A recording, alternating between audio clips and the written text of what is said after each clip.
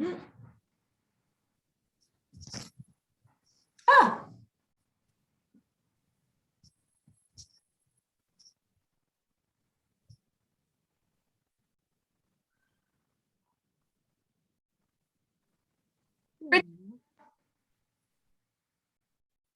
Hello, good afternoon. Good afternoon. Hi, Richard. Hi. Hello. Hello. Well, look at that background. Hi to all of the attendees that are joining us. Nice to see you. Cool. We'll just wait a couple more minutes for some more people to join. Hi, Shani. I think that's how you pronounce your name, just because that's how I pronounce my name. We're excited for you to be listening to this too. That's super cool.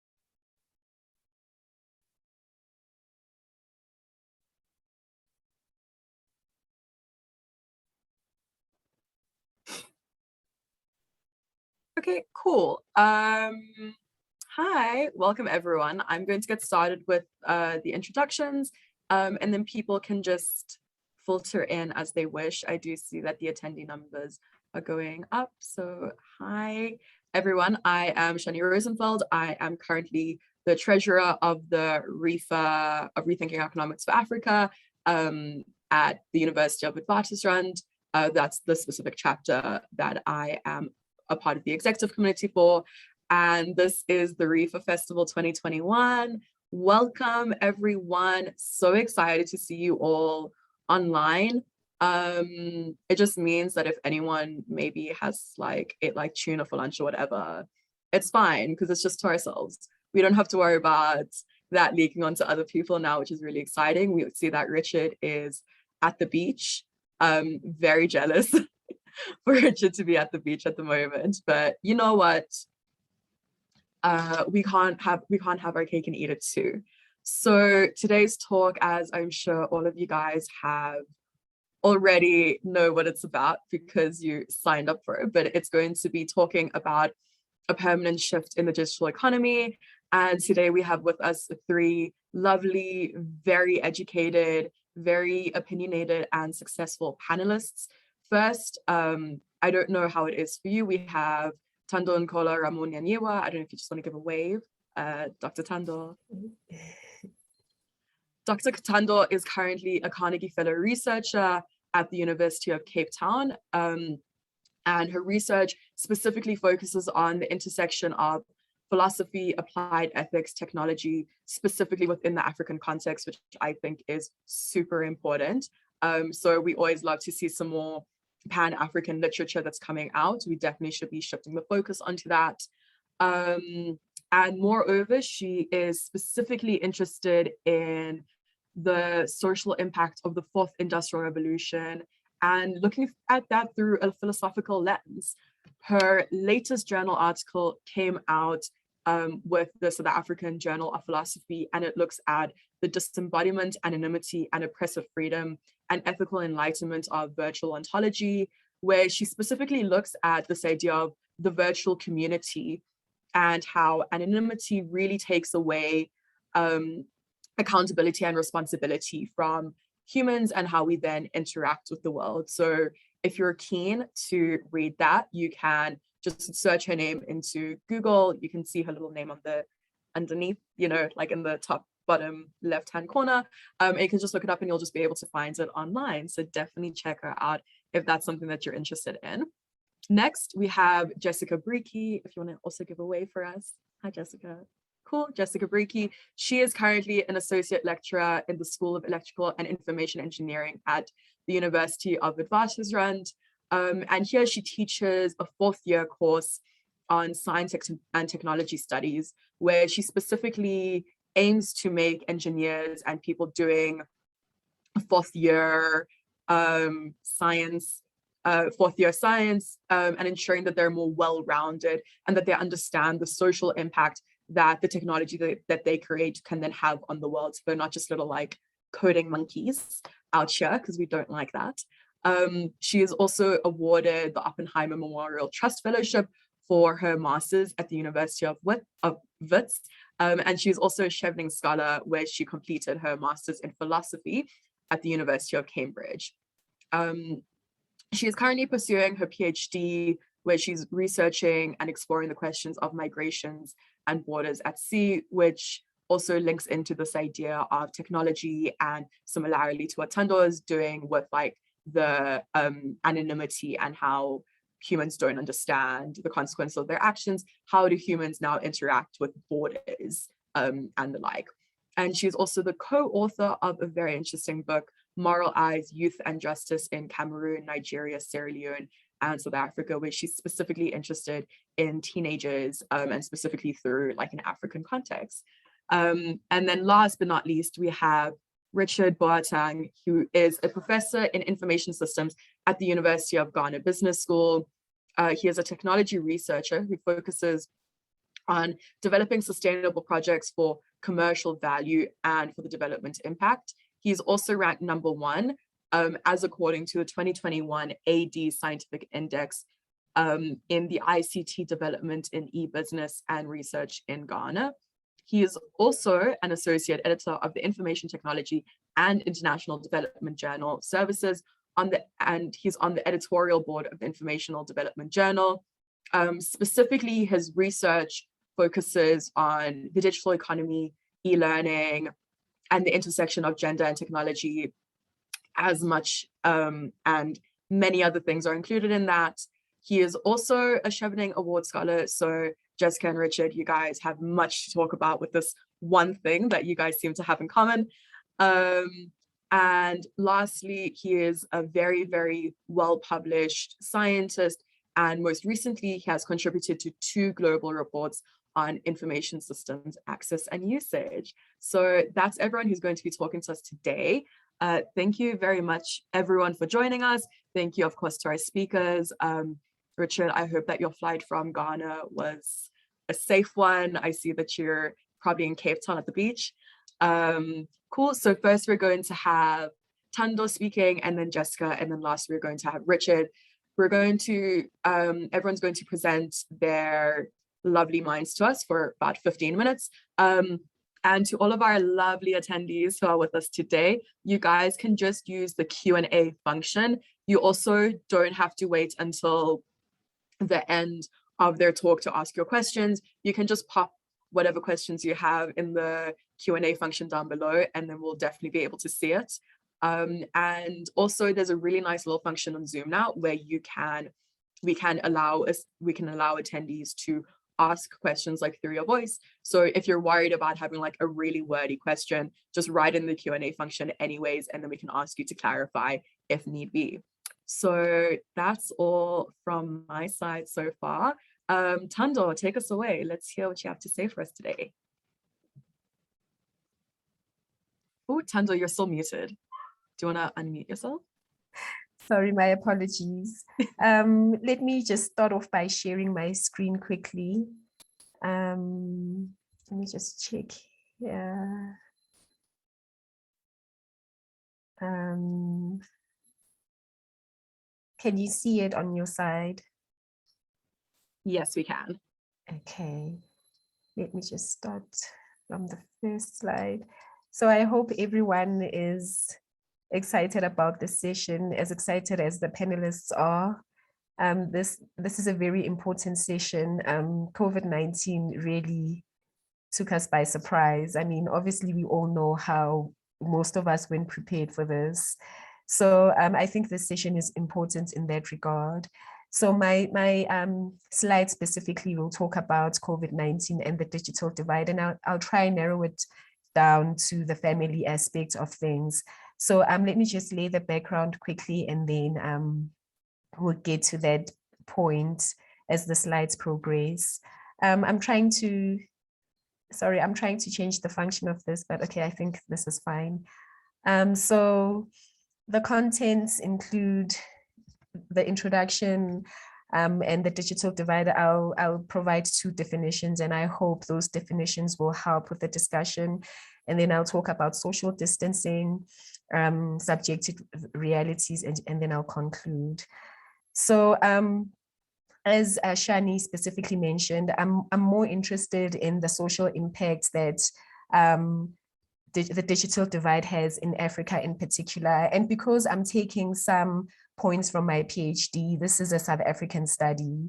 So when we look at COVID from a South African perspective, it's a very interesting analysis to look at, because South Africa, as one of the most unequal societies in the whole world, it has a very multi-layered structure of inequalities.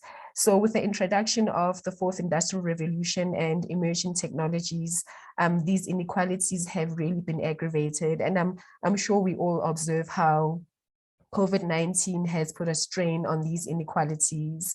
So a lot of companies, a lot of individuals they have pressure to maintain their integrity through virtual participation or virtual visibility, which of course, in a country where there's so much inequality, not everyone has the capacity to do this. So let me just define digital divide so we all on the same page in terms of what I'm referring to when I talk about the digital divide. So I'll be looking at 2 definitions. The first definition I'll be looking at is Michael Gerstein. So his definition is the more popular one, where the digital divide looks specifically at the haves, the have-nots, skilled, unskilled, rural, urban divide, literate, illiterate, male, female, etc. And I'm also interested in his notion of people who are literate in English when it comes to technology. I think that's also a very important one, because it speaks to many other layers that I mentioned about how South Africa is so multi-layered when it comes to inequalities. So with this definition, there are 4 points which come to mind with me. And socioeconomics is the primary one because it speaks to other layers of inequality. So when we talk of socioeconomics and the division that is socioeconomic based, we also speak about exposure. So whatever your socioeconomic enables you to purchase, what it enables you to be exposed to, it shows how socioeconomics is what drives a lot of these other points. So we are exposed to what we're exposed to because of our socioeconomics, and also our socioeconomics also is an indication of our experience. So when we talk about technology and socioeconomics, your socioeconomic background defines the kind of digital experience that you'll have. And then also with interest, what I found with interest is that interest and socioeconomics don't really have a strong relationship, because people who are from strong financial backgrounds do not really have to have an interest in technology. And people who are from less privileged backgrounds can have interest in technology that is greater than people who have stronger economic backgrounds. I think you see where I'm going with this. So the interesting dimension about interest when it comes to digital literacy is that that's one of the only ones that's not necessarily informed by socioeconomics, but I think it's also an important factor to consider, because it also raises issues of wealthy professors who have very low interest in technology, but they have access to that technology. I think that's a very interesting and unique case to look at, even though I won't have time to look at it today. So the second definition is by Van Dijk. I don't know how to pronounce this part. I hope I'm doing justice to this person. He echoes the same sentiments as the first definition, but what I found striking about his definition is that he talks about it from an ethical perspective. So he raises the ethical concerns that come with the digital divide. And I think it's important that he talks about social inclusion and exclusion. And this is what aggravates the division. Who's included, who is excluded. And I'll also show you how statistically that can have an impact on a person's agency and integrity when it comes to their experience in digital space. So I think it's important that Van Dijk mentioned how this is an ethical concern, because it shows us that there are people who are socially excluded from access to information and communication technology, and there are people who are included in that. So I found that very important to look at. So especially from a South African context, I think when we look at inequality in this regard, we look at it from the spectrum of access and lack thereof. So the digital divide in South Africa is literally spans on the spectrum of access and lack of access. And then with that, the other inequalities speak into it. So we've already discussed the socioeconomic elements of things and the societal divisions. So now the division that was not captured clearly in both definitions is the division that I'll talk about more specifically. And this division is the generational division. So within a family, there are more divisions. I'm sure you all know about Generation X and Generation Z. I'm sure you all know about the baby boomers, and you know how they say people who were born before 1960s, they weren't born in a space where technology was developing as rapidly. So I didn't mention this author here, but there's an author called Breakey who talks about these divisions within the family. And then he has very interesting titles to label with this divide. So he says people who were born before the 1960s are digital strangers. And then people who are born, I'm sure this is people who are from my generation, our parents are digital immigrants. This is what Breakey says. And then our generation downward is, or upward, they are the digital natives. So this is a very important division within the household, because in an African context, this kind of division disrupts the African value system. And I'll elaborate on that further as the slides progress. Let me just try to get to the next slide. So I'm going to talk about it from a social distancing perspective. So we know that with COVID-19 and the digital divide comes social distancing. And it's through social distancing that this divide is even more evident. So in the family, let me talk about the private sphere and the family sphere. So in the family sphere, I've already mentioned that we have those divisions. In the public sphere, we also have divisions where there are corporations which are better equipped to socially distance than others. So corporations in townships like your tuck shops and your spazas, they have a lower capacity to be digitally visible and digitally engaging. So socially distancing does put pressure on companies like that are not virtually visible, and that can compromise on the sustainability and the integrity of such companies. But bigger corporations who have the capacity are more visible. So already even there, that divide is very intense. So in a country like South Africa, because our divide is so large, the COVID-19 social distancing, especially on the business side, it has affected a lot of businesses where businesses that are informal in the township didn't have the capacity to be visible during this time. So it had a huge knock economically on those communities. So this is what the second definition was talking about, the social exclusion. So such businesses and such corporations were excluded. They were socially excluded. So let me just rush through this before I take too long. So I think that it's important that we look at how COVID-19 and the digital divide has socially distanced a lot of companies and a lot of people. Let me just skip right through to the family perspective. So from a family perspective, what COVID-19 has done is that it has created subjective realities for people. So when we talk about socioeconomics, education, any factor that creates this divide, people end up having very subjective realities of what COVID-19 is for them, on what the digital divide is for them. So when we talk about African values of raising children as a village, when you have subjective realities, you can't have a unity where you're raising children together, because all of you are dealing with your subjective realities. So this is also one of the challenges that something like social distancing has, the impact that it has on such value systems. It has reconfigured the notion of takes a village to raise a child, doing something from a communal perspective. I mean, we have children who are so addicted to their phones and they're always in their rooms and they don't have time to chat to their elders, and elders are the custodians of African values. So I just want to give a summary of how this social distancing COVID-19 has had an impact on the African communal setting and African values. So let me conclude with one or two lines and say that in the grander scheme of things, COVID-19, social distancing, and the digital divide have socially distanced. They've created a social distance from African values and African people. So that's how I'll conclude, because I think if I continue with my slides, I won't make it on time. But I think that's how I'll summarize everything and say thank you for listening, and I hope this change the way you see things, and I hope you can interrogate it in anyhow. So thank you very much.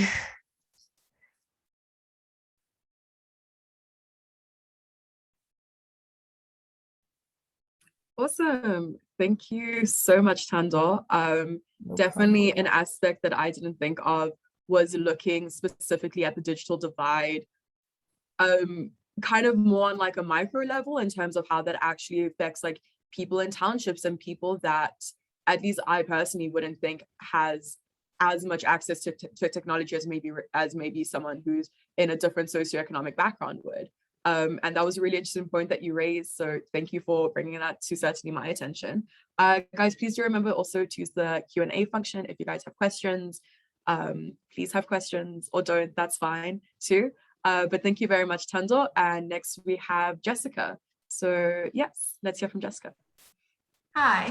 I think I'm very excited to be here, and I really love REFA and kind of the space that it holds in our discourse. And yeah, I think that one of the, the only bad part about being asked to speak on a panel is that you miss other panels. And although I'm very interested in technology, I am fundamentally a sociologist. And so I have a slide FOMO about the Universal Basic Income Grant session that's happening at the moment. But, you know, discussions need to be well-rounded, and I think that we'll have a good one today. So I think every few years, we kind of get a new term that enters the zeitgeist, right? So I know for like the last 3 years, OIR, like Fourth Industrial Revolution, has been like really big in kind of technocratic or kind of, you know, science and technology study circles. And I would say probably in the last year and a half, especially since we entered the pandemic, but you know, not to kind of undermine the work that Thando does, that this has obviously been around for a long time, but the digital divide is definitely like a hot word, right? It's like something that we talk about a lot, especially in the university space, especially in education spaces.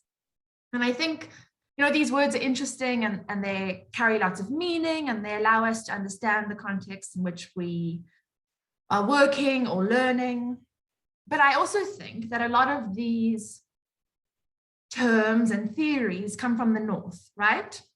And I mean, that's just how knowledge production works. Like, theory is kind of produced in the North, even though, you know, most of us, we're all kind of scholars based in the South, so we push back against it all the time. But theory is based in the North, and then it travels to the South, and then it lands, and then we try and make meaning of it, or, you know, we push back, or we see how it fits. And, you know, very often it doesn't fit exactly, right? And I think digital divide is a very useful tool, but I also think that it's one that kind of narrows the discussion perhaps a bit too much, right? So if you look at the digital divide, which I think Thando was a perfect person to kind of open up this discussion, especially with her definitions about kind of connectivity, access to connectivity. And we understand, you know, it's not just you know, it's what's the right word? It's not just something that people should have, but in most instances, it is a lifeline in and of itself, right? The UN and the Sustainable Development Goals have said it's a basic right. And especially when you think about the basic right to education, it's increasingly becoming that as well. But I think in South Africa, the digital divide, or the term that we call the digital divide, maps onto a larger kind of history and structure of inequalities, right? And I think that in the same way that we were having discussions on the 4IR before we had even kind of got into the third industrial revolution in many places in our country, I think, you know, we're talking about the digital divide when we still in many places have like the power divide, right? And I think as a lecturer, so I'm now speaking not necessarily as an expert on this, but as someone that has tried and in many ways failed to do emergency online remote teaching, I find that there's this really tight tension between kind of digital poverty and energy poverty, right? And I think we kind of speak about access and connectivity, and, you know, we put pressure on universities to send data and to send laptops, but we still have such a crisis of power and access to electricity that kind of, those initiatives often fall flat. And I know I have a PhD student who's doing really, really interesting work on this kind of what he calls power poverty, right? And I think it's so interesting. And I know kind of in anecdotal evidence, many of my students battled with access to power, and therefore it didn't matter, you know, how much access to data or connectivity the university was able to provide. They were not able to push past that. And I think that kind of creates a whole lot of other questions that we're not then ready for, right? So I would say a third of my students could only work at night, right? And kind of when probed, it's because many of them live in houses that are solar powered. And so, you know, they only have that kind of access to power in the evening, right? After they've had kind of the sun shining on them all day, which I know is like a layman's explanation of solar power, but whatever.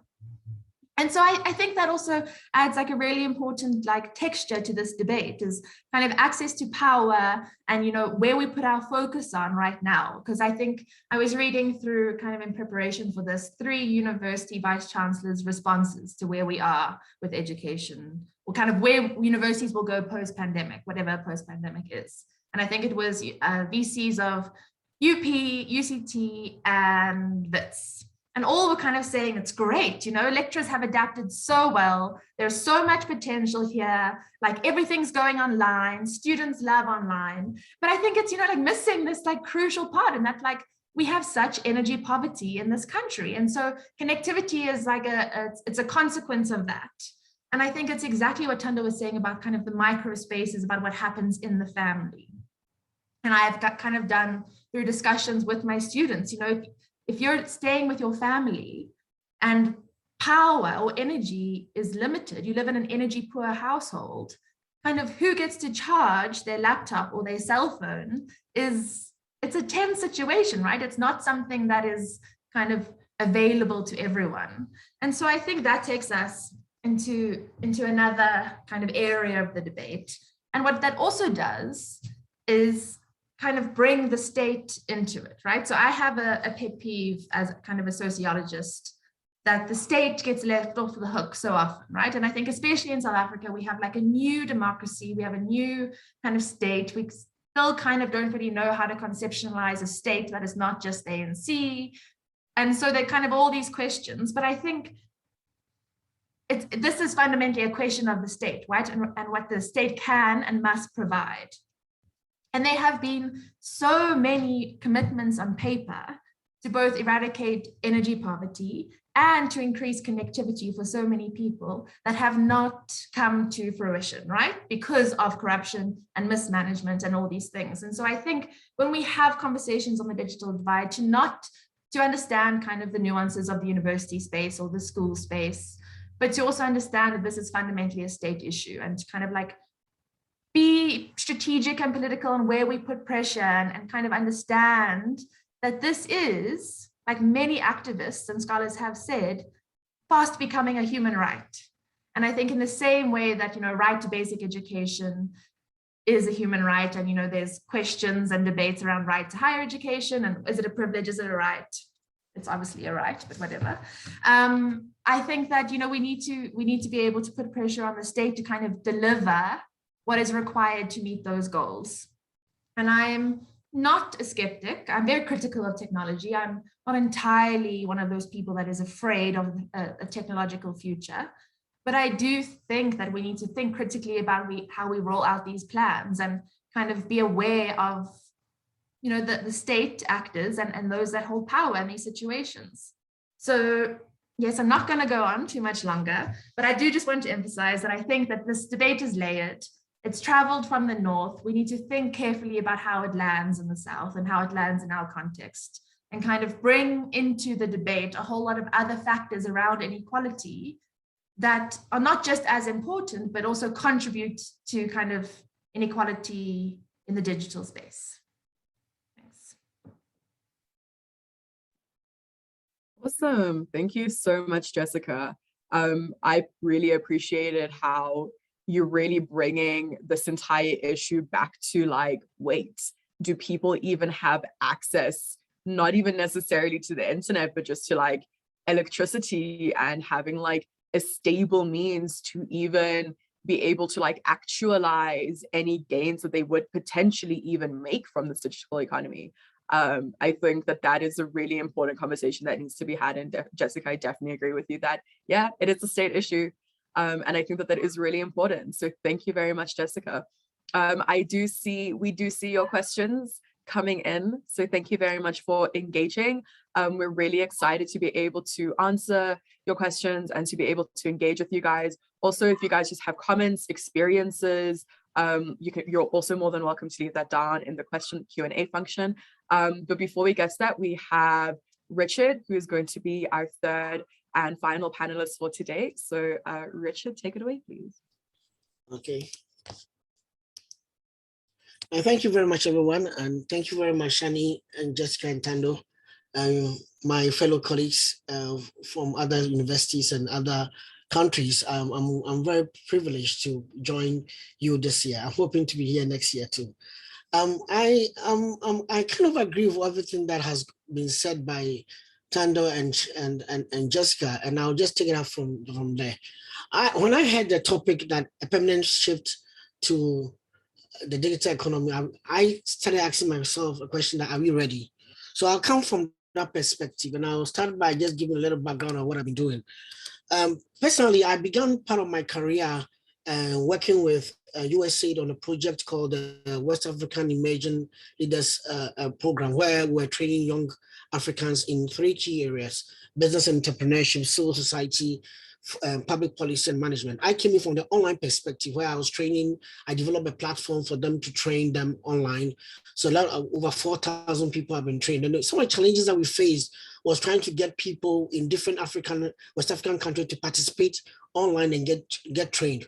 Whilst the face-to-face training was training just 120 people per session, I could do 700 people at a time because of the online facility I've been given to them. But we had to have special quotas for people in rural areas and marginalized communities. Otherwise, they were not able to participate. It got to some time that we're thinking about even sending tablets to them to be able to get online. The content's not ready, but there was a divide on how do you get access to these rich content online. So I faced that challenge then. I couldn't answer it myself. And though MasterCard was sponsoring us, you could put money in it and still you might not be able to have everybody come online at the time to be able to train. So that's the challenge that I faced there. Then currently I'm working with GIZ on the Fair Work Ghana team. What we're doing is that we are studying fairness in the digital economy, especially on gig platforms. We are looking at fair pay, fair conditions, fair contracts, fair management, fair representation in terms of what gig workers face in Ghana and other African countries. I'm leading the project in Ghana. We kind of face similar issues with connectivity, access, and meaningful access. And especially sometimes because in Africa, you have layered form of having to participate in the digital economy. Somebody has to give you an opportunity. There's a technology like Uber, you can join and then start riding and make money, but you don't have money to even buy the car to be able to ride and participate in Uber. So you need somebody to buy you the car, then you work and pay. So there's also a divide on access on other equipments, which are not necessarily the internet-based equipments. So I see that challenge also taking place there. I'm also doing something with GIZ in the informal sector. That's where I'm more passionate about. I want to talk about that more. And we are looking at how to get more women in the informal sector involved in the digital space. And the challenges we are facing is providing training for them. Now I will give some highlights on that. Currently, I'm able to partner with a number of colleagues. Some of them are Dr. Sheena is online, and Dr. Dawson is supposed to be online. We worked on a number of books over the last 1 year, and we are hoping that maybe we will work on a book related to some of the themes you have talked about today. We worked on one on digital innovation in business and society in Africa, which is out by Springer on 25th September. And then the one with Woodledge, which is out on distinct value creation, which is out in, I think, 2nd of February next year. But most of these contributions here span how emerging economies are responding to COVID-19 and what they are doing in that space. So if the books come out, I'll advise you that beyond my speech, you can find some good material here. Okay, so before COVID, I worked with a team of other researchers to look into some gender rights in some in Africa, but in Africa we chose Ghana, then we did Colombia, and I think we did one other country. And in Ghana we talked to 2,300 people, particularly those who were using the internet and those who were not using the internet. And interestingly, when the women before COVID, so I'm just trying to show you what was happening before COVID, then what COVID has brought us. So before COVID, we were having about 6 out of every 10 women knowing about the internet in Ghana, but about roughly 7 out of them were not even digitally participating online or participating in any internet activity. And you could see that there was a big challenge for them in participating. Why? Because most of them didn't have the knowledge to use. The price of access was high, and then they didn't even have the access devices. So the price of access in terms of buying internet data to connect to the digital economy or digital world was a challenge for them. And then the knowledge to be able to have meaningful access, even if you go online, what should you look for? How do you participate? What do you find? How do you find material or information that will be helpful to you was also a gap for them. Then we also saw that most of them believed that the internet could make them more informed and could give them some value, but the access was an issue. And even those who were able to get access, there were also issues about harassment, and that was coming from Facebook, WhatsApp, and voice calls and text messages. And this was another challenge in keeping people online. So we have a challenge of bringing them online and also keeping them online. Some people get discouraged when they start facing such stress and such unpleasant encounters online. So they don't want to participate meaningfully or participate actively or in a continuous manner. So that's another challenge that we also saw in the Ghanaian context, and it may reflect in other African countries. So when COVID came up, the gap became wider. So we were thinking that more people were going to get into that space. Yes, in Ghana, for example, we saw about, I could say, 900,000 people coming online to join the online, the number of people who were using the internet. If I compare those who were on in January 2020 and in January 2021, we have had a good increase. Currently, we are 50%. We used to be 48%. Now we are 50% online. So it looks like more people have come online, but it doesn't necessarily mean that more women have come online. That's one thing I started seeing. And one of the reasons why I saw that is that we don't have much gender disaggregated data in the technology sector, especially in Ghana and in other countries. West Africa, I'm finding it difficult to find such. And even in maybe other African countries, maybe Shani and Jessica can tell me something what's happening in Africa and South Africa. But to find out data that's disintegrated or disaggregated, to be able to know how many women are participating, how many women are meaningfully connected to different platforms, you don't get it. You just get a very good good picture of what the country is, what looks good in the country, and everybody thinks that we are doing well, but doesn't mean that women are getting meaningful access or are participating. So some of the things that I've realized is that I've been talking to some government institutions and other international bodies that there's a need for us to do a good mapping study that actually brings out some of the challenges that people face in participating online, especially when we talk about women in the rural areas and women in general.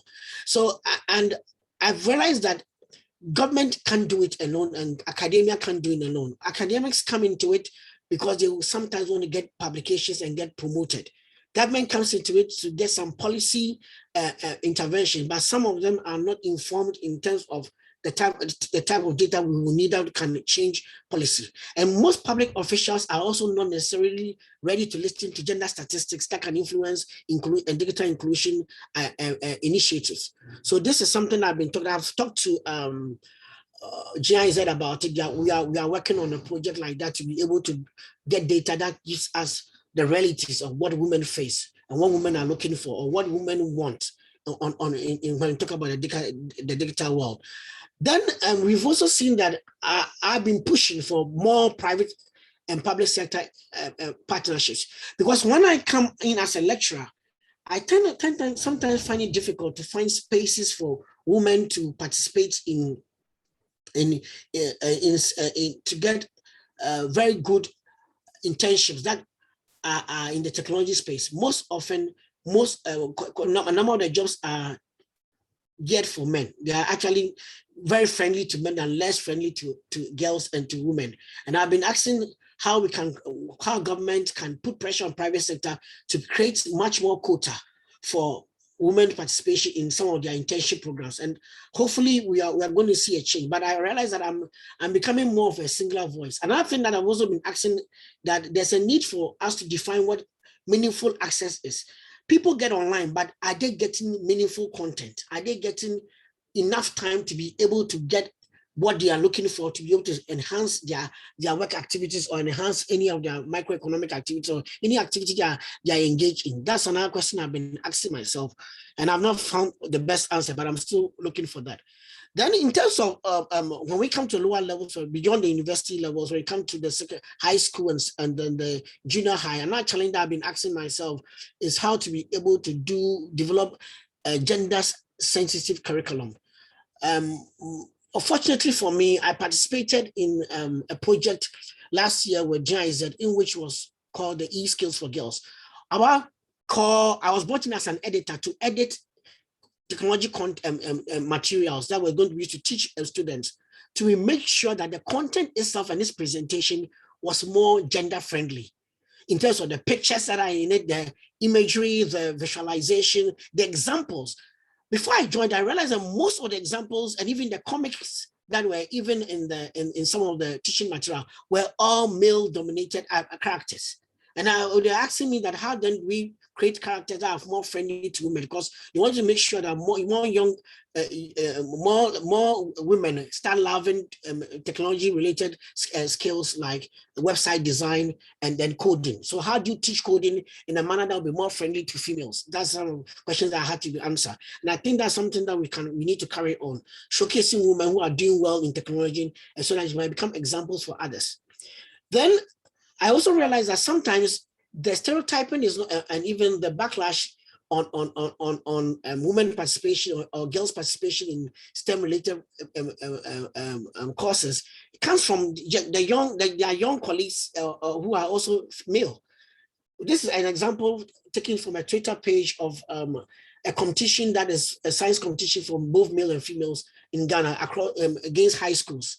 And there's a female high school called Wesley Girls, which does very well. And these are some of the comments that are coming from boys that were not happy about they doing very well in this competition. They were actually telling them to stay out of science and math, because the females, the girls were kicking the butts of the guys in the competition, and they didn't like it. So they went online doing the competition and were just trolling them, just to be able to discourage these young females from participating and being encouraged to do better in these kind of activities. Then it comes back to where the passion is. So one question I've asked lately is, how can digital platforms enhance the livelihoods of women in the rural communities? I realized that some of the constraints to meaningful access is what was mentioned: continuity in use, affordability. And then there are few training providers who focus on rural communities, especially women in those areas. And most of their content are sometimes in English, and it's very difficult for them to teach something like how to use WhatsApp in the local language. So part of what I'm trying to do in my interventions is, how do you create content that is friendly to women, and is also friendly in terms of, and also appropriate in terms of language, in terms of presentation, so that they could participate and understand how to use these basic tools. In my engagements, I've realized that sometimes we don't understand what the rural women want. What I've come to appreciate is they face cultural barriers, sometimes even barriers at home in using these.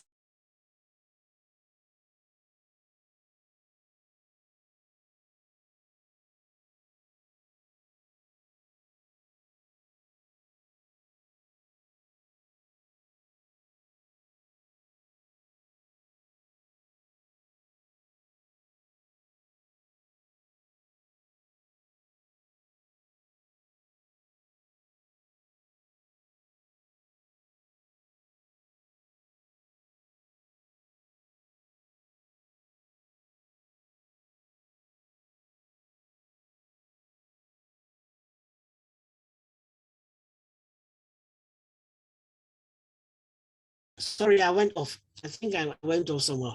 So I think I was talking about understanding what matters to rural women, if I'm right. Yeah, good. Thank you very much. I hope you can hear me.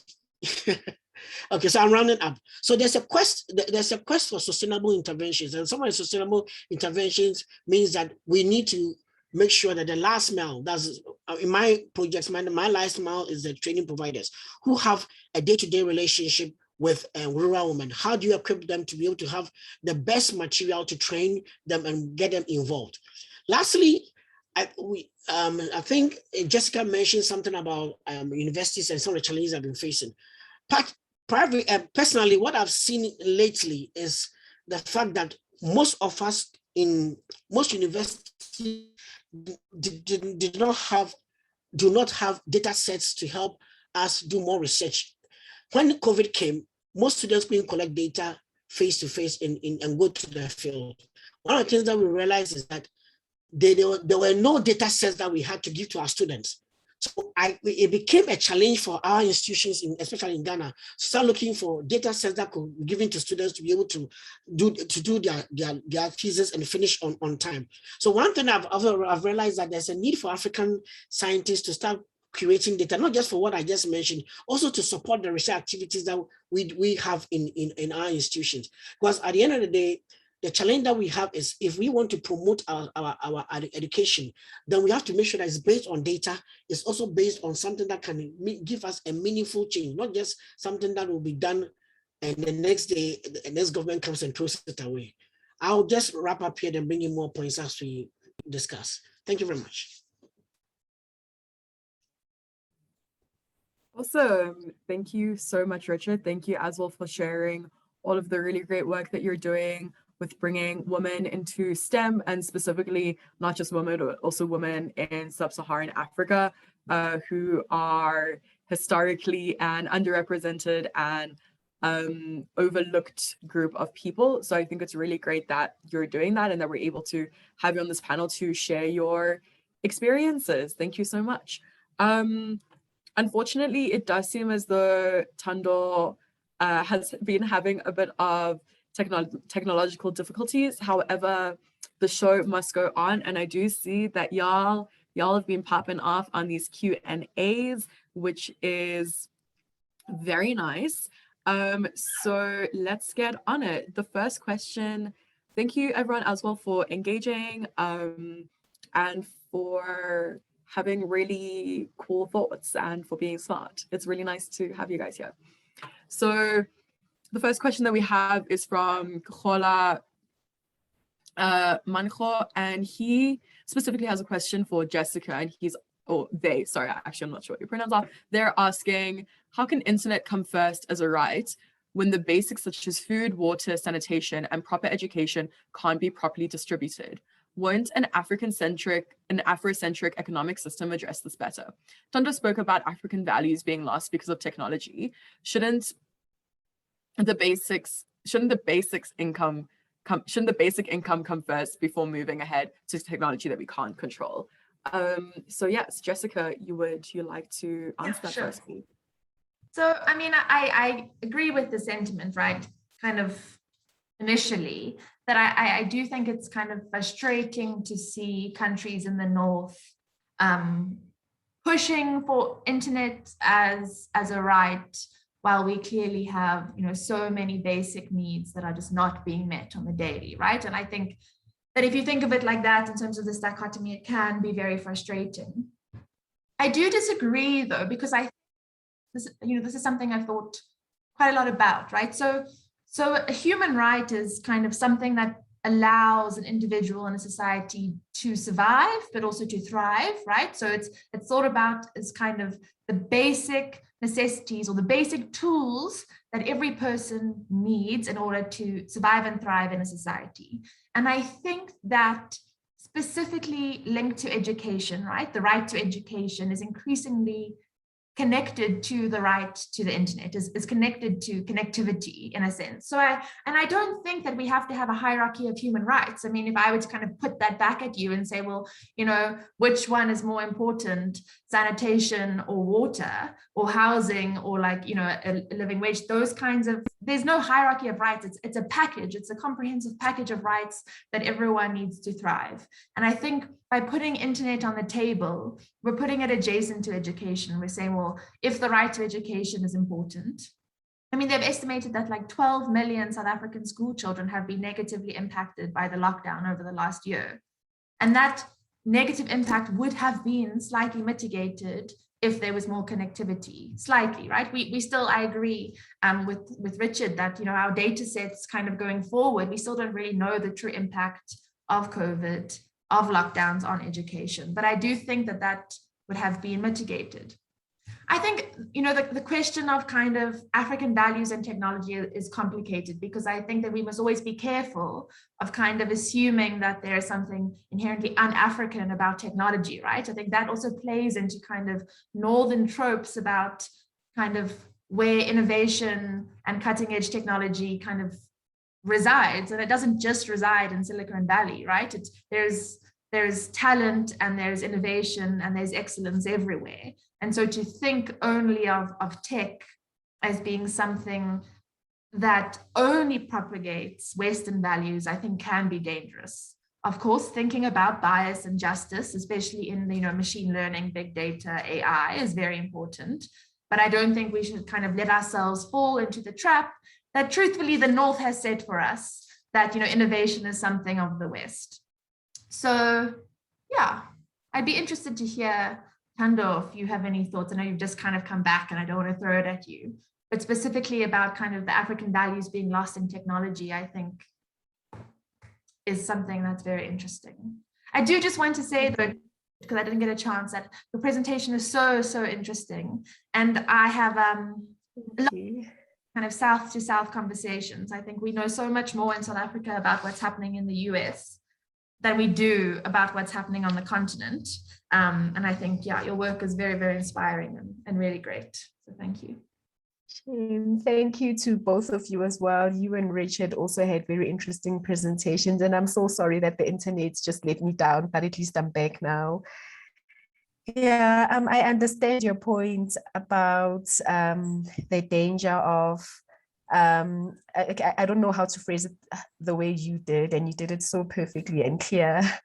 The trap of thinking that technology is only suitable for Western societies. I think my PhD study, because I did interviews with teenagers in Pietermaritzburg, and I guess I can't use the experiences as a generalization, but I deliberately interviewed children from schools in the suburbs and schools in the townships, and the underlying message that I got, because I spoke to the teenagers and their parents, the underlying message that I got from them is that as much as technology is great, but it does bring some instability in the sense of it's not accommodating of the communal setting because it encourages teenagers to be on their phones, because I did specifically on teenagers. So I don't think that's necessarily a Western problem. I think it's just a humanity problem, but it's located in Africa. So because I have access to Africa, I guess I couldn't interview people in the US, et cetera, et cetera. So the points I raised, I think, are a humanity problem located in Africa. So I should have made that clear, because there's a difference between that and making Africa look like it's not suitable to adapt to technology. I think there are other explanations which explain why the African continent is, I don't want to use the word resistant, but we're lagging behind in terms of how we are integrating with the rest of the world, obviously because of our economies, et cetera, et cetera. So I guess it is multi-layered, it's more complex than we think. But I wish I had access to other continents to see what their experiences are. But with teenagers especially, I found it very tragic that most of them prefer, because I spoke to, I think 20 of them, and they said they prefer to be in their rooms when they're on their phones. And I'm like, that is social distancing before COVID, because I did the study in 2017. So this culture of social distancing is not a new thing now. It's always been around. And unfortunately, technology is enabling it. And from an African context, it doesn't go parallel with our value systems, where young people speak to elderly people about indigenous knowledge systems and our value systems. They just Google, what do I do when this and this happened? We never used to have that in African culture. The elders used to give us guidance. So it's tragic that those are some of the repercussions that our continent is facing, even though they are good things that we're getting from technology. I don't want to be like the cynical person who always wants to look at the negative. But I think we have to criticize technology as the third wheel in the family, if that makes sense. It is an interesting dynamic for African parents in particular, because within this digital divide, sometimes they may be forced to digitally parent their children, because they don't know what their children are doing on net when they lock themselves in their rooms and they're on the phone. What is your responsibility as an African who's not educated and you don't even know what Facebook is or WhatsApp is? How do you contribute to your child in a responsible way to guide them in those spaces where you don't have access? This is so complicated. I hope I'm expressing this as clearly as I see it in my head. But I think with us, it's the access problem, the socio-economic problem, where South Africa has a larger population of people who don't have this access. So chances of talking to people who are experiencing technology are higher amongst the people who don't have access. And I guess that's what my study boiled down to, that there's actually more people who are experiencing the negative repercussions of technology than we realize, because South Africa has that unfortunate disparity between the rich and the poor, where the poor are the bigger population. I hope I'm making sense. Yeah, so that's where my research stems from. But hopefully with time, I will be able to have a broader continental perspective, because to be honest with you, I'm more interested on the African social impact, because I feel like Africa doesn't have a loud enough voice to talk about it, because most studies are done elsewhere and we need more research here. So yeah, I hope I made sense, Jessica.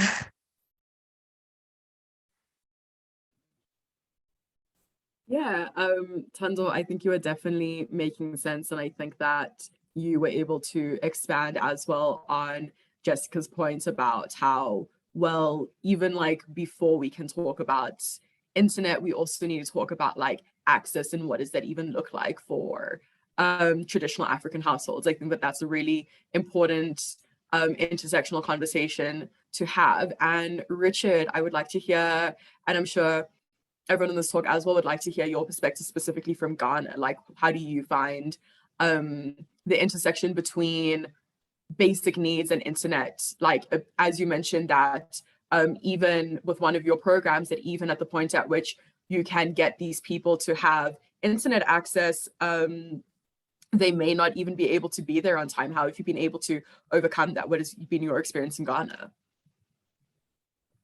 Okay, before I talk about Ghana, I think I just want to pick up a point from one of the question that how can internet become a first right when basics such as food, water, sanitation. Yeah. During my PhD, I wrote a paper on e-commerce and development, where I tried to explore the nexus between the internet and development. And one question I asked is, whose development is it? There is this notion of development and being good change, but whose good change is it? And we tend to have an idea that a perception that technology is supposed to be good. There's unintended consequences of having technology, but our politicians and other development agencies in marketing and promoting technology in such resource poor contexts in Africa tend to focus on what the good change is supposed to be without looking at the unintended consequences. And because we are quite silent on the unintended consequences, when it starts showing up, then we think that technology is what is bad. But it came with the unintended consequences already as a package. There's nothing like a perfect change in technology. It's going to bring an intervention into the society. There's going to be a ripple effect. You are going, depending on which part of the ripple that you stand, you may observe what may be good change, and somebody may observe what may be a bad change. So we need to start appreciating that technology comes with intended and unintended consequences. So that as much as we promote the intended consequences, we have to start preparing the society for the unintended consequences. That answers the question of what one person put out, that what about digital addiction? I have a PhD student who is doing a study on digital addiction. These are some of the issues that have been coming up. It's because it's part of the unintended consequences that sometimes in promoting technology to our kids, to society, we don't look into that as an aspect. And we don't, and it's sometimes a little bit African. We don't really talk about what's a little bit negative. We just want to forget what looks good, what looks good, what looks good. Then when what looks negative starts showing up, then we want to know how did it happen? It looks surprising to us, but it was there. It has been there from the beginning. We need to start looking at technology as an artifact or a socio-technical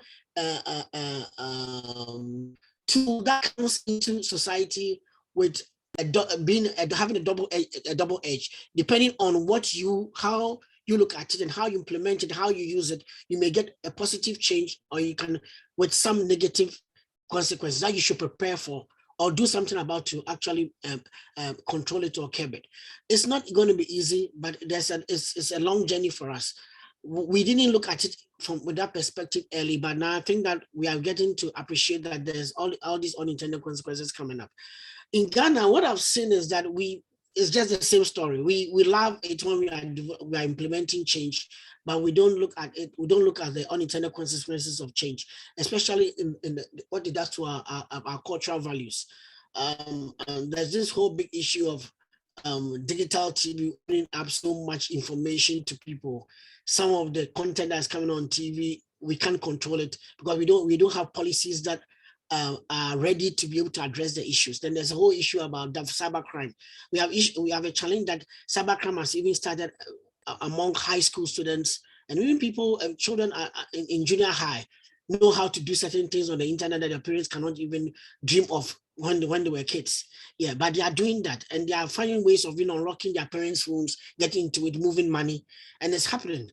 Why? Because everybody's looking to become the next big thing. And our values are changing, our role models are changing. But another thing I just wanted to point out is that it looks like when it comes to something to do with entertainment and then football, somehow Africa is able to come together and participate in it online. So you could actually go to a pub that they are streaming a live football game from YouTube, and they are watching it together as a family.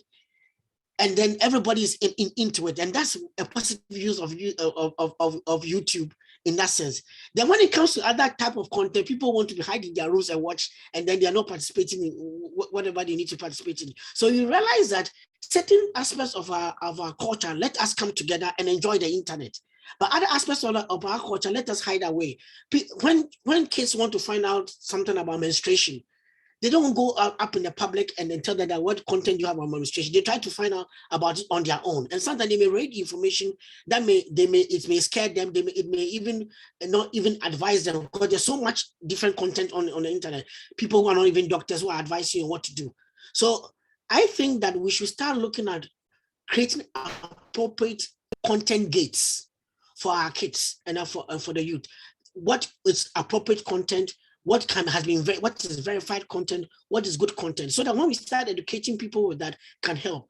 Then when we come to last mile, when we get to the rural communities and they don't know much about the internet, I think we shouldn't take it as if that because they don't know about they don't know about the internet, their children will not know about the internet. One of the things I've realized is that kids get to know about the internet and start teaching parents in the rural communities that, oh, this is the internet. We can talk to grandma, we can talk to my brother who is doing a master's in maybe Harvard, and they will chat with the brother online or do a video call with the brother. Then you start realizing that the grandmother is getting involved and it gets to understand that there's a video call they can make. I think we need to start educating them on what they can do with the technology and some of the unintended consequences, so that they can become aware of the fact that not every content is good. Some content may be bad, some content may not be wholesome for our kids. We need to do some interventions and stop thinking that nobody, because somebody is not literate, he can't understand technology. I've seen people using voice notes to communicate in business in Ghana on WhatsApp, just voice notes. He can't type, he can't read, but he can send a voice note on a product and post it in a group that I have this, I've got this basket, I'm trying to sell this basket, take a picture of the basket and put it in the group.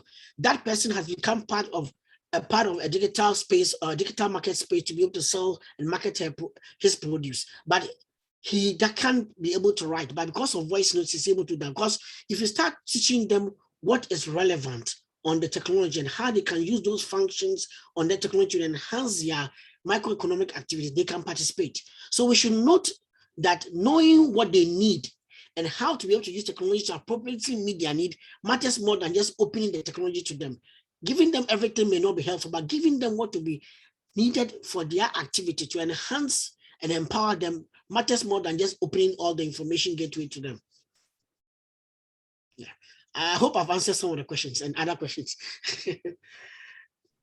Okay. Thank you, Richard. I think that was a very well-informed and well-rounded answer, just in terms, first of all, of looking at like how just life in general gives us good and bad things, and then specifically how that relates to technology and how like children specifically are then going to relate to that, into those kinds of things. And thank you also specifically for giving us your lived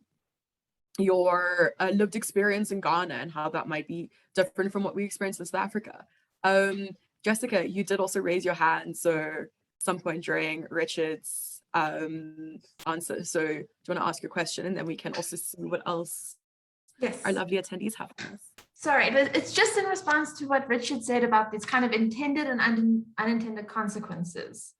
And I think that the thought of an unintended consequence is interesting, because I mean, this is like why I teach engineers, because kind of technologists and computer scientists and electrical and information engineers are trained to produce technologies, right? But they are not trained in how society works, right? So our technologies that are being produced are not being produced by gender scholars or philosophers or political scientists or sociologists, right? There's this huge divide.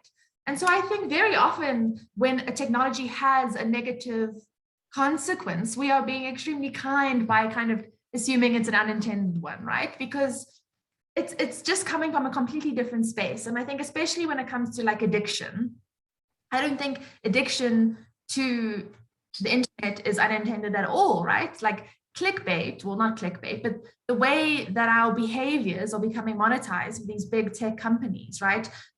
They get money every time we click on something. So these technologies are designed to be addictive.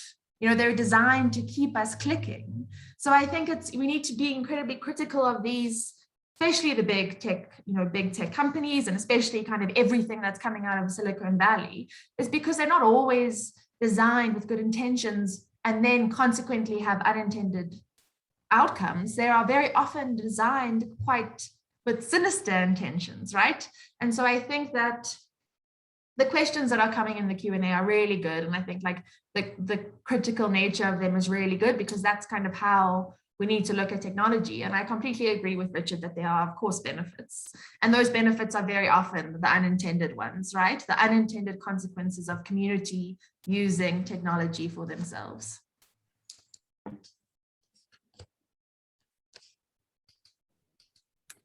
Yeah, I definitely agree with that. And I do agree that maybe Jessica has a bit more of a pessimistic view on technology. I think that Thando, if her internet would allow, God willing, hopefully she'll be back, would probably agree with that. Like maybe these big tech companies actually aren't as idealistic and community serving as we would like them to be. And it doesn't seem as though they always have like the best interests at heart, specifically the interests of people that don't live in North America, who do grow up in more community-based societies, and how this internet might be disrupting that change.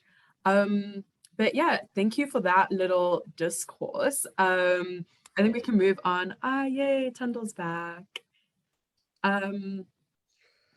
Okay, let's see if her internet will stick with us this time. While we wait for Thando's internet to hopefully remain with us, Shani has a question, and they ask, how would we as individuals put pressure on the state to make a positive change? And I think that this is a nice question, both for Richard and for Jessica to answer, seeing as both of your work deals with the intersection of like politicians and states. So Richard, I don't know if you want to answer this question. What advice do you have for us? It's a good question. As a researcher, I like to approach it with data. As I mentioned earlier, it's very difficult to convince a politician to make a change if he doesn't see how the change will bring some positive change in terms of his number of votes he's going to have. So if you want to go to change the mind of a politician, you have to have some data to support you, and tie the data to a need that the politician have. Sometimes we have a lot of, we can use some social action. I've been seeing that in Ghana and other countries, what people do now is that they get on Facebook, and then they kind of start talking at their government. So in Ghana, we have something called Fix the Country. It's kind of a social hashtag that has been going on, and as a campaign. And we got celebrities getting on board, and different people getting on board to put pressure on the government to start responding to some development priorities. Because of the fact that social media has made it become a social campaign, and it's gone into the print media and other forms of media, government has started listening to it, and I started responding. So government turned it and came up with their own Fixing the Country. So government now has a hashtag Fixing the Country to show that now they are fixing the country. So, and somehow government has organized the Fixing the Country to be so strong that it's now stronger than Fix the Country. So every day government shows one activity that they are fixing the country. So you have a minister of state doing something, and they so Fixing the Country hashtag as a response to what the social campaign of Fix the Country. That's a very interesting thing. So maybe one of the things that we can do is to use some of our social media meaningfully and in the right way to put pressure on government, because I can tell you that Ghana is working. Government has now started its own hashtag of Fixing the Country. That's one example, practical example I can share here. I don't know whether Jessica can share something from South Africa. I know I sound pessimistic. I think I'm just heartbroken, right? I mean, we're like 2 months off of an attempted insurrection, where all these tools that we're talking about were used by factions within the ANC. I mean, we know that the insurrection was stirred up on social media. It was stirred up through WhatsApp. And I mean, a lifetime of think pieces will never let me understand like the inner workings of the KZN ANC. So I don't know, so I don't know about South African context, but I mean, I look around the world and I see kind of these digital revolutions leading to very real, tangible kind of political struggles. So I believe that technology is kind of a revolutionary tool in the correct hands. I just haven't seen it reach its full potential in South Africa yet. I think the question specifically about the digital divide and the state is tricky, right? Because on paper, it's all there. And I mean, that's kind of a history of South Africa, is that we have incredible policy. We have incredible policy. We have incredible regulations. We have like incredible written documents from the Constitution till like 3 days ago. Everything that's in writing is brilliant, but it's really that translation. So I think, you know, it would be interesting, I guess, if more people knew. I mean, I didn't know until like a few months ago, the kind of policies that exist, that are, you know, that there's commitment to already about kind of digital rights and connectivity in both peri-urban and rural areas. And so I think if people know that those exist, it maybe gives them more tangible things to work with, right? You're not just demanding connectivity, you can kind of work at local governments. I'm actually one of those people, despite being very pessimistic, that really believes in local governance. So I think that there are ways to do it. And I don't know, I hope things change. But the thing is that they're there, right? And I think once, especially for activists, and I'm sure many of the people in the Q&A are activists, I think that once you have something that's been promised, you have something to work with, right? It's like, you've promised this, where are the deliverables? You're not kind of demanding something that hasn't reached kind of the state agenda yet. But I've written down freeze the country and fixing the country. So I'm definitely going to look at that afterwards, because that's very interesting. And very interesting that the state have been able to kind of capitalize on that and now have more hashtags than freeze the country, right? It's kind of like they've taken back control of this like activist moment, which is very interesting. Yeah. It's fixing the country and then fix the country. So the fix. Oh, fix. Yeah, fix the country is from social activists and civil society. And fixing the country is from government.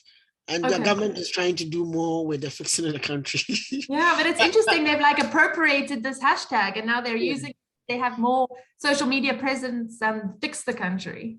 Yeah, but what they have done is that they have also added the traditional media. So they are on TV, they are on radio, we're fixing the country. And there's a whole, I think there's a whole company on it now with somebody, a CEO for fixing the country. There's a whole big thing there for government now. Very interesting. Okay.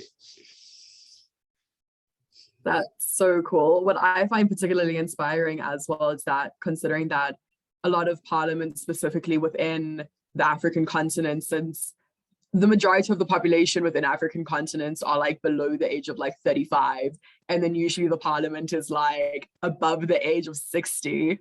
It's really nice to see that old people know how to use Twitter. This is exciting. I think this should be part of like becoming like a politician. Do you have like an active Twitter handle? I think that, yeah, that's probably something that I would like to see in the future. Thando, glad to see you back. Hopefully your internet will allow. Do you want to weigh in at all in this conversation about, you know, how we can put more pressure on governments to be better? Yes, thank you. And I'm very sorry about my internet. Like, it just had to happen on the day where we have this. But yeah, this is my third device, which hopefully won't let me down. But I think I'll speak to the answer that I gave you, where everything starts small. And this is the example that I tell my students. You know those insects that look like they have lights on them? Like, what do they call them? Those light bugs, or whatever they call them. If a light bug flies into a dark room, it's very small, but it's noticed. And a small light can make some form of a difference in the dark. And I say this to say that even if change can start in a very small way, it can eventually impact to a point where governments can notice it. I think change should start in the home first, and then hopefully as society progresses, it will permeate into greater society, and great leaders begin in the household, and hopefully that permeates into government. So if things are not good in the house, then they won't be good in government. So, and I'm not trying to bash any government anywhere in the world, but the state of governments can be a reflection of the leadership in homes. So I think we must start in the homes, where it's more practical and we have more agency and power, and hopefully that will impact in society and leaders for the future. So I think the saying that says children are the future is like that in children at home. And then hopefully from that, there'll be better governments and make better decisions and impact society in a better way and in a different way. So that's my answer. I hope it's relating to what you guys were talking about when I was off the session. But yeah, this is from what I gathered in the last 5 minutes. I hope that my answer is fitting for what you guys were talking about.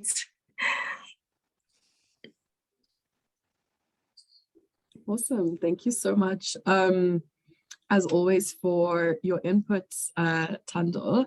I think we probably have time for maybe one last question. And I think that this is quite an interesting question. Nkohla asked, should we let technology take over? And also, what about the ecological impact that it causes? So I think that this is a really interesting question about the intersection of the economy and climate change, and like, what are we meant to do about that? And like, how does specifically now like the digital economy play into that?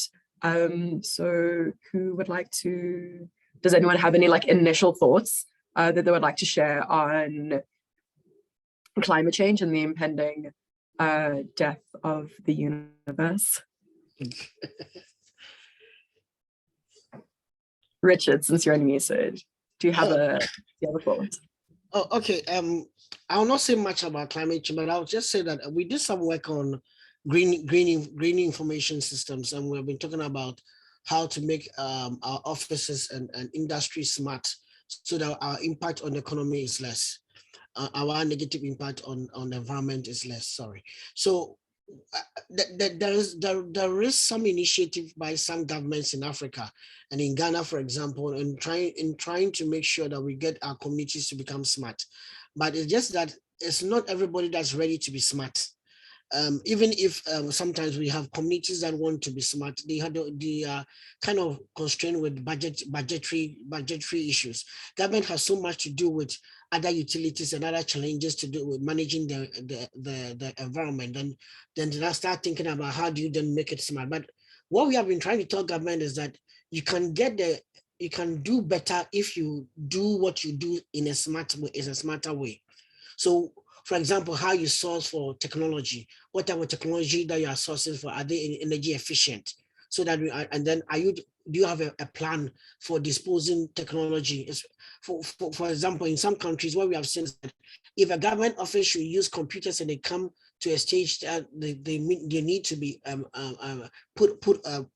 decommissioned, what can be done is that they could actually be reformatted and refurbished and given to high schools and junior high schools and even elementary schools, so that they can use them, because the processing capacity that they need to just do some of their basic trainings and in their lab is not as much as what may be needed in a government architectural office. So you could send them there. So these are some of the initiatives that we have been pushing in our green IT initiatives that government should start looking into. Sometimes you may even have a district as a municipality that needs to just set up a community information center, and they just need a few computers that may be i5s or i3s that can do something. So you can go to a government office that is decommissioning computers and send them there so that you can justify. So we want government to come to a point that if you want to buy new computers, give us a decommissioning plan that is green friendly, so that we know where we are taking them to and is targeting a particular community before we approve your budget for us to buy new computers for you. And since we started doing that, our engagements have looked positive. Private sector is quite more receptive to that, because it gives them some credit in terms of their social interventions when they donate to schools. But with the public sector, people want to auction them and buy them for their homes. So now we have the same attitude issues that we have to deal with the public sector when we are trying to bring such a good initiative like this. People want to discount them and buy them and take them home, and then either go and sell them on their own than rather giving it to others to go to other schools and other places that could be of benefit for government. So whatever interventions we bring, we always face the attitude and the culture and attitude issues that sometimes difficult to change and change the mindset of people. And I don't know what Thando and Jessica can say. Maybe somebody even in our audience may have another perspective to share. Thando's hand has a hand up.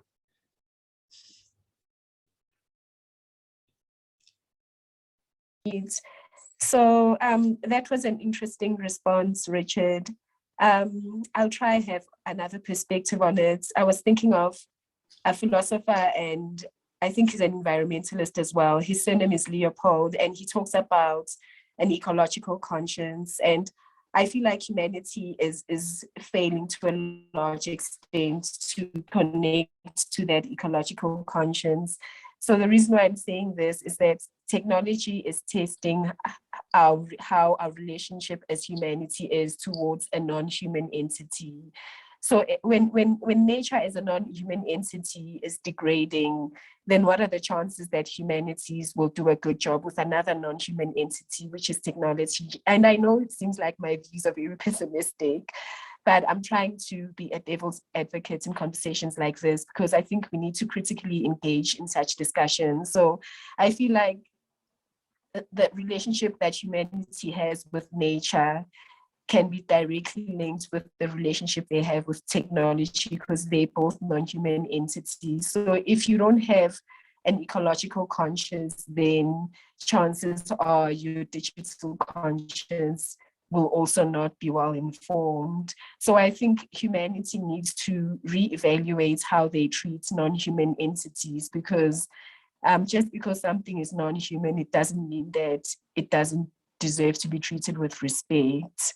So I think we need to have a conscientizing in terms of how we respond to that which is non-human.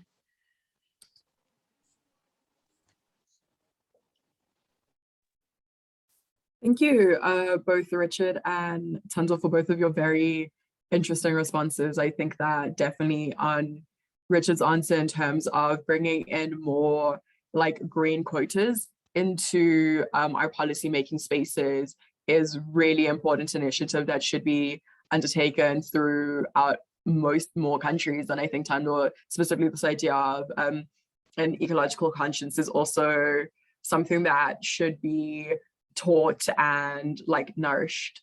And sorry, nurtured. Nourished is not the right word. The word that I want is nurtured within young children. I think that that's a really interesting idea. Jessica, do you have any parting words for us? Cool. Does anyone from the audience, any of our lovely attendees, do any of you guys want to say anything? Have any final remarks, thoughts? Yeah, anything? If you don't, that's fine too. You're allowed to be shy.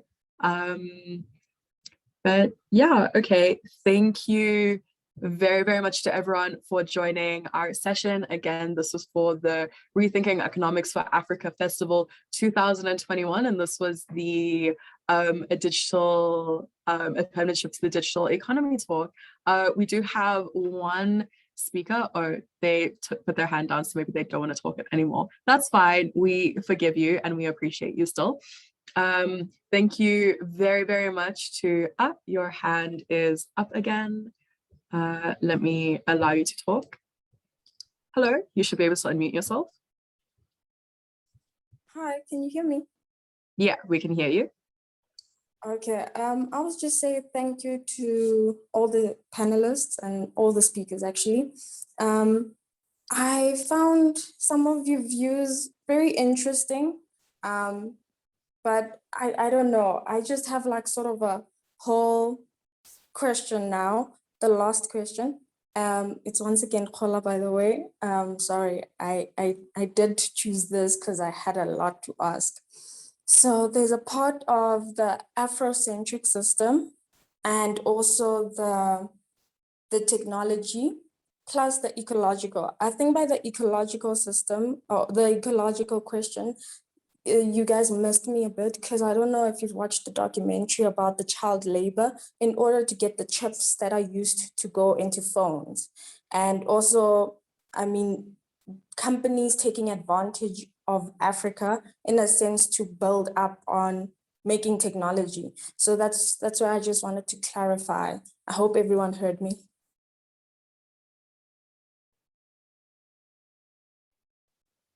Cool.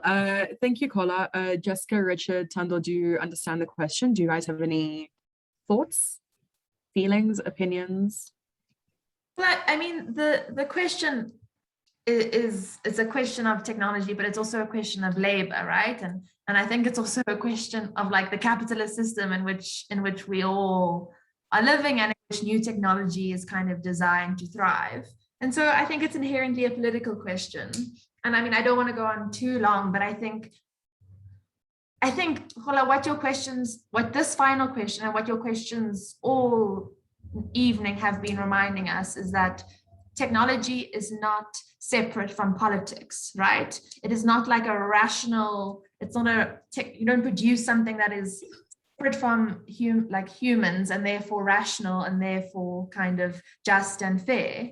Technology is produced and reproduced through political entities and therefore have political consequences. And so it should be critiqued in the same way that we critique everything, right? When we think about economic systems and political systems and legal systems, so too, we need to think about technological systems. And so I think that, you know, we could go on into kind of the divvying up of Facebook and content moderators and how they're basically in the Philippines doing factory work. But I think what it shows is that tech companies operate within capitalist political and economic systems, and nothing is separate from that, and nothing is completely rational and just.